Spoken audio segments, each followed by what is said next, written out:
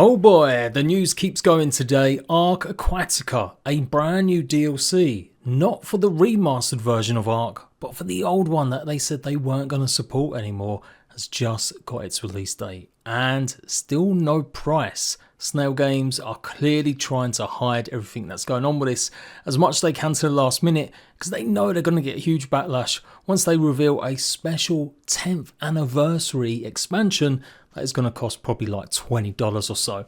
And you've only got a week to wait if you are somehow looking forward to this. It's coming out on the 15th of July. Hey Ratbags, it's Jade. Yes, I know I quit ARK and I don't cover ARK, but I generally like coming back just to crap on it because it's such a shit show. Run by Snail Games, one of the worst publishers going, and pretty much inept devs in Wildcard that just can't seem to sort their lives out with updates, release dates, or anything else on time. Or, you know, maybe even working. But this is fairly big news. ARK Aquatica coming out on older gen. If you had missed this got announced a little while ago with some terrible marketing, including AI trailers and some footage that was meant to be strictly for journalists or to get a sense maybe for shareholders of what to expect. Steam page does seem to have just gone up. Waking up on Aquatica, a crash-landed ARK submerged with a vast underwater biome system. Survivors are thrust into the exotic challenges never before encountered. Extreme environmental hazards, crushing pressures, rapid currents, and a host of extraordinary creatures await within the mysterious depths. On Aquatica, survivors will uncover the potential source of element and catch a glimpse of what the future holds for those bold enough to endure. Aquatica is the first official DLC to tell a non-canonical mythical story, expanding the ARK universe into a new dimension of survival. Jesus wept. Really trying to make it out as if it could be maybe something to do with the base game, and then being like, no, actually it's not anything to do with the base game. A 10-year special anniversary DLC initially releasing on PC. Well, okay, that's good news, because originally people had stated that it would only maybe come to PC, not Xbox and PlayStation, but given their history in supporting other games only on PC, most namely PixARK, which is a ton of updates and DLC that never got released on console, we'll have to wait and see how that plans out. But also given the fact that most console players probably have bought the remastered version since it offers the mod support, probably isn't going to be as big a loss. Fully underwater gameplay experience, explore completely submerged ARK, introduce new mechanics and survival challenges. Family friendly starting biome, begin your adventure in a more approachable biome designed for players of all ages. Yeah, it's still listed as a 16. Reimagined ARK universe, experience a fresh perspective on the ARK world, pushing the boundaries of lore and exploration.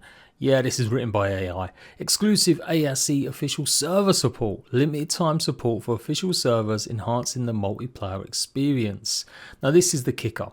When they announced ARK Survival Ascended, they said they would stop all support for the original game. No bug reports, no help with cheaters, pretty much done and dusted. You would not be able to get any kind of help, and they wouldn't be releasing any more content. Servers would still be able to run on official servers, not the official ones that got taken down. So to come back years later to kind of milk that last bit of tea, because they've realised that actually still more people are playing the original game than the remaster nearly 2 years later. Aquatica places survivors on a damaged ARK that's crash landed deep within the Atlantic Ocean, predating the events of extinction. The ARK systems fail to purge corruption upon impact, resulting in a fully flooded environment. Unnatural rifts caused by pure element have destabilised the surrounding corrupted element, leading to extreme transformations. Influenced by the element itself, the ARK has evolved into a breathtaking, perilous new world to explore. Tame new creatures. Capture and tame 21 new creatures with extraordinary abilities. Traverse the depths on the mystical Monodon. Fend off hostile threats with a protective mud puppy and encounter mutated variants of familiar dinos. Reimagined for life beneath the waves. And yeah, pretty sure they're going to be ripping off their other game, Atlas. They've got 74 new engrams, including lead boots. Yep, it's as stupid as it looks. Gameplay looks like you're literally just running on the surface of the ocean. You'll be able to use your land dwelling creatures with mutations for underwater breathing. Oh my god. Tech air pockets for submerged bases. And 10 new cooking recipes tailored to the aquatic ecosystem. It's going to have 5 expansive biomes, unique threats, blah blah blah blah. Uncover the story of Element, 2 brand new characters, and immerse yourself in a narrative that bridges multiple arcs, expanding the lore of ARK Survival Evolved like never before. But remember, it's not a non-canonical mythical story. I swear maybe Wildcard trying to fight back against their egregious publishers forced them to put this line in just so it wouldn't have anything to do with them, which they've shunned pretty much, not promoting or advertising it as little as possible. It's a crazy state of affairs when a games publisher can go and make this kind of move without the support of the studio that made the original game. There's some new screenshots. It kind of looks like Ark Survival Evolved. I mean, I don't know what anyone's expecting. It's not going to look brand new gen, of course. And here's the rub. I have been pretty critical of this, obviously, as everyone should. It is absolutely milking. It's going and lying. Wildcard are also as responsible because they're the ones that said that this new version will be the best way to play Ark, the only way to get new content. So lots of people basically coughed up and bought a new version, even though it was buggy, messy, unoptimized and lacking pretty much all the content you would expect from a remaster. They're slowly adding it, but with delay upon delay. Now it's not going to get finished until 2027. So the idea that they're now going to go back and milk this while they're also still making Ark 2, plus making paid DLC for Ark Survival Ascended with the Lost Colony map, it's a complete shit show and reinforces why I just won't cover this game in a positive light. So yeah, coming out July the 15th, good luck to anyone playing it. But I have got to recognise that there's a lot of people still playing Ark Survival Evolved. And if they're willing to put up and pay some money for some new content, no matter how underdeveloped and buggy it's probably going to be, then good luck to them. They want to carry on supporting Snail Games, but also just want the content. It's up to them. I'm done trying to tell people to basically rally against this kind of bullshit. Same goes for creators as well. I'd be normally like, if anyone plays or covers this, they're going to be burned at the fork.